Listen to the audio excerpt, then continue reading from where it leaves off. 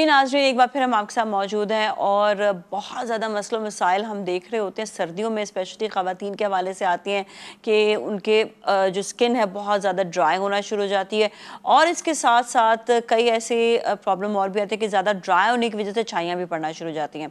तो ख़वातीन के जल्दी मसाइल जो हैं उनके हवाले से बात करेंगे और स्पेशली वो इलाके जहाँ पर बहुत ज़्यादा सर्दी होती है उसके हवाले से भी, और इसके अलावा जो पिम्पल्स या आपके जो हैं ब्लेमिशेस, इसके बारे से बात करेंगे। निशान भी जो पिंपल्स जो छोड़ जाते हैं इसके बारे से भी बात करेंगे। हमारे साथ मौजूद हैं डॉक्टर सैयद बिलाल शम्स जो डर्मेटोलॉजिस्ट हैं, कॉस्मेटोलॉजिस्ट हैं, उनसे हम बात करते हैं। अस्सलाम वालेकुम जी, कैसे हैं आप? वालेकुम अस्सलाम नाज़िया, आप ठीक हैं? बिल्कुल ठीक-ठाक हैं। आप तो वैसे ही इस वक़्त क्वेटा में, आप तो सही बता सकते हैं क्वेटा में जितनी ड्राई सर्दी होती है ना, शायद मैंने पूरे इलाकों में नहीं देखी, बहुत ड्राई सर्दी होती है वहाँ पर। तो वहाँ के हिसाब से भी बताइएगा क्योंकि हमारे यहाँ पे कई ऐसे इलाके हैं जो अप नॉर्थ के इलाके हैं, वहाँ पर भी बहुत सर्दी होती है। हमने देखा है कि इन इलाकों में जो ख़वातीन हैं, उनके साथ सबसे बड़ा मसला ये आता है, एक तो जेनेटिक भी होता है और दूसरा है कि उनके जो है रिंकल्स जल्दी आ जाते हैं। जी, रिंकल्स का सवाल आपने किया, बहुत इंपॉर्टेंट सवाल है। अच्छा, कुछ लोग रिंकल्स को एज के साथ जोड़ते हैं कि मेरी तो अब डॉक्टर साहब इतनी एज नहीं है और मैं अब से ट्रीटमेंट शुरू कराना शुरू कर दूं तो ये कैसे रहेगा। बेसिकली रिंकल्स या प्रीमेच्योर एजिंग, इसका ताल्लुक आपके अपेरेंट एज के साथ नहीं है। कुछ लोगों में एजिंग प्रोसेस बहुत जल्दी शुरू हो जाता है और कुछ लोग, जैसे महानूर बलोच का जिल्द आप देख लें, कितना प्यारा जिल्द है, और उनकी एज देख लें, वो मैच नहीं करते उनके एज और वो जो उनका अपेरेंस है। तो हुँ। कहने का मकसद ये कि रिंकल्स बेसिकली जेनेटिक होते हैं और रिंकल्स की कई किस्में। एक वो किस्म है, सपोज आप बात करते हैं, आप फेशियल एक्सप्रेशन पास करते हैं, आप हंसते हैं, आप गुस्सा करते हैं, तो रिंकल्स नजर आना शुरू होते हैं, आपके माथे पे बल पड़ते हैं, आपकी आंखों के हुँ, आसपास। हुँ, हुँ। इसको कहते हैं डायनामिक रिंकल्स।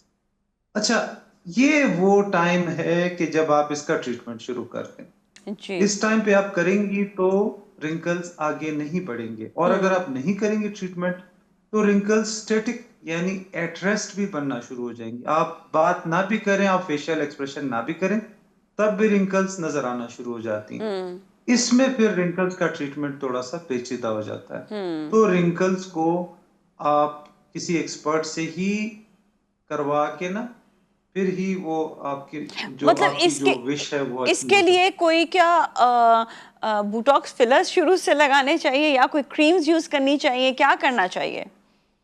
जी, एक है फाइन लाइंस, एक है रिंकल्स। कभी हुँ, कभार आपका स्किन ना फाइनली पूरा डिफ्यूजली यानी पूरे फेस के ऊपर ना बारीक बारीक सी लाइनें आ जाती हैं। हुँ। उसको आप रिंकल्स के साथ कंफ्यूज कर जाते हैं। ठीक है, वो वो फाइन लाइन्स उसके हैं। कई रीजंस हैं। जी, उसके कई रीजंस हैं, वो ड्राइनेस भी उनमें से एक रीजन है।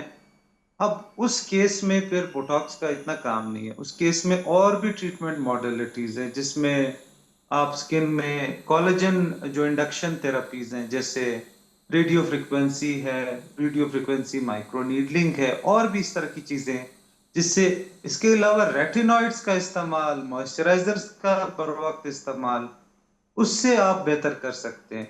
तो हुँ, हुँ। बोटॉक्स का जो इंडिकेशन है वो हर जगह नहीं होता। नहीं होगा, ओके। अच्छा, आई हैव इसका क्वेश्चन। इसका अंदाजा एक एक्सपर्ट ही बता हाँ जी, सकते। जी। आई हैव क्वेश्चन कि जैसे रेटिनॉल वगैरह कहते हैं यूज़ करने के लिए, क्या हम्म, ये हर प्रोडक्ट जो जिसमें कहा जाता है रेटिनॉल है, चाहे वो सस्ता प्रोडक्ट हो, हम्म। चाहे वो महंगा क्या उसमें वाकई रेटिनॉल होता है? अक्सर सस्ते प्रोडक्ट जो होते हैं उनमें भी रेटिनॉल क्या मौजूद होता है या उनकी मिकदार कम होती है, कि उनमें प्राइस डिफरेंस जो है वो क्यों होता है, ये बताइएगा, या ब्रांड की देखिए, वजह से होता है? एक देखिए, आप खुद से अगर प्रोडक्ट सिलेक्शन करते हैं ना, एज एन इंडिविजुअल, ये दुरुस्त नहीं है।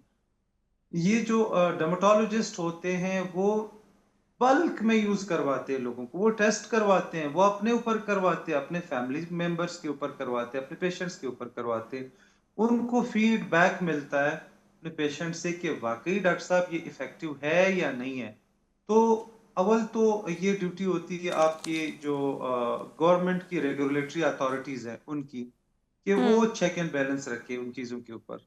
सपोज उनके चेक से आके फिर हम एक क्लिनिकल चेक रखते हैं, यानी क्लिनिकली हमें पता चल जाता है कि इसके अंदर क्या चीज है और क्या नहीं है। हम्म। तो हमेशा प्रोडक्ट का जो इस्तेमाल है, एक तो मेडिकेटेड प्रोडक्ट्स का करें, और दूसरा आपका जो प्रैक्टिशनर है, जो डर्मेटोलॉजिस्ट है, उसके कहने पे करें, खुद से ना करें। खुद से आपको हम्म। नहीं पता चलता कि किस प्रोडक्ट में क्या पाया जाता है।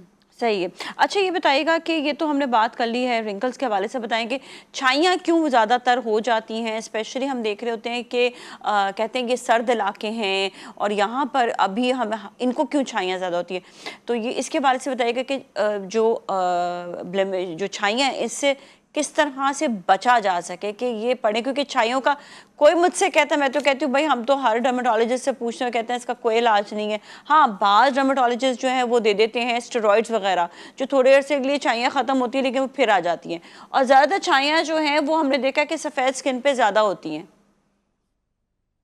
जी, आपका जो सवाल है छाइयों के हवाले से, जिसको हम मेलाज्मा कहते हैं। जी। मेलाज्मा बेसिकली टाइप 1 और टाइप 6 स्किन के अलावा कलर के हिसाब से 6 स्किन टाइप्स हैं, जिसको हम फिट्सपैट्रिक स्किन टाइप्स कहते हैं। Type 1 skin the most fairest, और टाइप 6 जो सबसे डार्क स्किन है।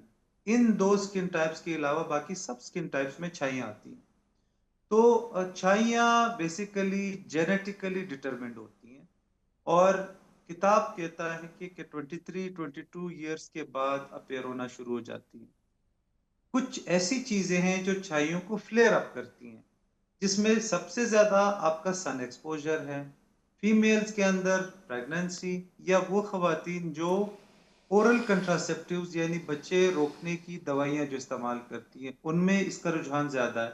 इसके अलावा आयरन डिफिशिएंसी, आपका स्ट्रेस, इसके अलावा आपका जो थायराइड ग्लैंड है ना, इसके डिसऑर्डर्स के साथ मेलाज्मा या छाइयों का बहुत ज्यादा इसका एसोसिएशन है। तो हम्म। छाइयाँ कंट्रोलेबल हैं, लेकिन कुछ लोग कहते हैं डॉक्टर साहब ऐसा ट्रीटमेंट बता दें जिससे छाइयाँ बिल्कुल खत्म हो।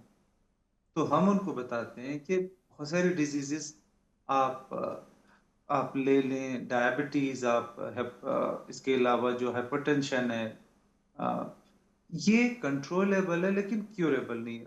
लेकिन मायूस होने की जरूरत नहीं, पॉसिबली इसका क्योर भी आ जाए।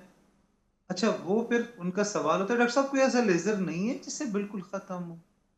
तो हम उनको कहते हैं कि लेजर्स का इस्तेमाल उस कंट्रोल को जल्दी लाने में असरअंदाज होता है। यानी सपोज कोई छाई आपके टॉपिकल ट्रीटमेंट से, आपके सिस्टमिक एजेंट से, दवाइयाँ खाने वाली दवाइयों से, लगाने वाली दवाइयों से अगर कंट्रोल नहीं हो रही, तो फिर हम इसमें पिकोसेकंड लेजर्स का इस्तेमाल करते हैं, हम्म। जिससे कंट्रोल जल्दी अचीव हो जाती है। हो सकता है पीको से, तो हो सकता है क्या कंट्रोल? कंट्रोल जी मतलब बिल्कुल। खत्म तो फिर भी नहीं होगा पीको से ना?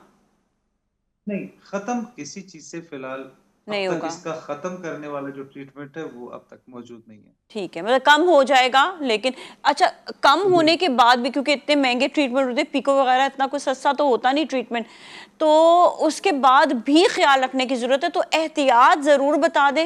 ये तो हमने अभी इलाज बताया ना, एहतियात भी बताएं जी कि हो ही ना, कि स्पेशली मैंने कहा ना वाइट स्किन को ज़रा ज़्यादा जल्दी हो जाती हैं, उनकी छाइयाँ ज़्यादा जल्दी आ जाती हैं, सन एक्सपोजर पहाड़ी इलाकों में ज़्यादा होता है, ड्राइनेस की वजह से भी क्या छाइयाँ हो सकती है, तो बताइएगा इसका प्रिवेंशन क्या है? जी, इसको आप कैसे कंट्रोल में रख सकते हैं? सबसे ज्यादा जरूरी सवाल तो यही बनता है ना। इसमें यह है कि आप स्ट्रेस कम से कम लें। स्ट्रेस का जिस्म के हर ऑर्गन पे और हर चीज के ऊपर असर है, तो स्ट्रेस कम लें। इसके अलावा सन एक्सपोजर मिनिमम रखें, और अगर आपकी जो लाइफस्टाइल है उसमें ये मुमकिन नहीं है, तो फिर फोटो प्रोटेक्टिव मेयर्स का इस्तेमाल करें। आप सन ब्लॉक को फ्रीक्वेंटली यूज करिए। फ्रीक्वेंटली हम्म। कैसे? सपोज आपने घर से निकलते हुए अप्लाई किया, उसके बाद आपने जोहर को वजू के बाद दोबारा आपका फेस वॉश हो गया, तो फिर अप्लाई करें, री अप्लाई करें, ठीक है।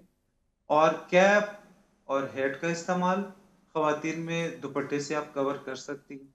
तो ये चीजें तो हो गई फोटो प्रोटेक्शन। छतरी का इसके इस्तेमाल कर अलावा लें, मैं खुराक कहती में हूँ यहाँ पे छतरी इस्तेमाल करने हम्म, से इतनी शर्म लोगों को आ रही होती है। सीरियसली मैं दुबई के, मुझे जी वॉक करके अपने इंस्टीट्यूट जाना होता था फॉर द, जब मैं मेकअप सीख रही थी वहाँ पर, तो मैं इतनी गर्मी थी, मैंने कहा मैं तो बिल्कुल, मेरा तो स्किन खराब हो जाएगी। सन ब्लॉक यूज करने के साथ साथ जी मैं छतरी भी इस्तेमाल करती थी। तो मैं कहती हूँ प्लीज प्रमोट करें, आप गर्मी में छतरी यूज करें ये सब। नाजिया, इन टैबूज से निकलने के लिए हमें खुद की ना कुछ ऐसी वो मिसालें देख बनानी पड़ेंगी। सपोज हमें कभी कभार ये टैबू हटाने के लिए कि बोटॉक्स कितनी मतलब बुरी चीज है, लोग यही समझते हैं, तो हाँ हमें खुद से अपना बोटॉक्स करते हुए दिखाना पड़ता है कि इट्स अ ट्रीटमेंट। हाँ, कि आप सिमिलरली यूज कर आप सकते हैं, छतरी का बिल्कुल। इस्तेमाल दिखाएंगी, कुछ लोग ऐसे हैं ना, लोग फॉलो करते हैं सेलिब्रिटीज को, जी जी जी जी। लोग फॉलो करते हैं, इवन अपने डॉक्टर्स को चलिए, फॉलो ये आपने करते हैं, तो बड़ी वो अच्छी खुद बात की कहते कि इस हैं दिन कभी हम, कभार। मैं अपने सोशल जी मीडिया पे ये जरूर बनाऊंगी। मैंने वैसे बनाई थी दुबई वाली वीडियोस भी, उसमें मैंने बहुत बताया भी था कि मैं देखिए छतरी यूज कर रही हूँ। चलिए, thank you so much doctor साहब, जी बहुत बहुत शुक्रिया आपका, आपके शो में पार्टिसिपेट करने का। बहुत सी इंपॉर्टेंट बातें आपने बताई हैं। और इसके साथ ही नाज़रीन अभी जाएंगे ब्रेक की जाने, ब्रेक के बाद फिर मिलेंगे। So you all stay with us.